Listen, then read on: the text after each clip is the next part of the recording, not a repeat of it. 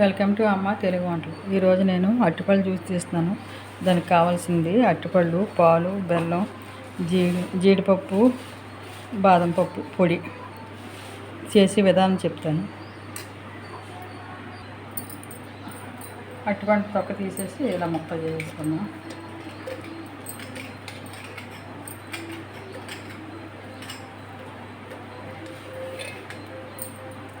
నేను 4 పళ్ళు తీస్తున్నాను. ఒక గ్లాసు పెద్ద గ్లాసుతో పాలు వేస్తున్నాను.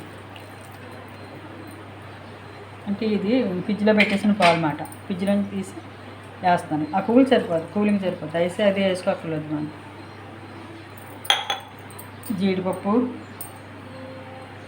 బాదం పప్పు కొట్టిన పొడి మాట ఇది వేస్తున్నాను.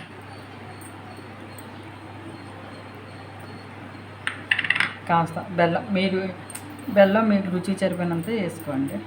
మీకు ఎంత తీపి కావాలంటే అంత. బెల్లం అని వేసుకోవచ్చు, పంచదార అని వేసుకోవచ్చు కదా. నేను బెల్లమే వేస్తున్నాను, ఆరోగ్యానికి మంచిదని. ఇది ఒకసారి మిక్సీ పెట్టేసుకుందాం.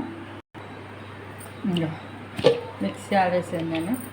చూసారా, సరిపోయాయి. మనం వేసిన కొలతలు అన్నీ చక్కగా సరిపోయాయి.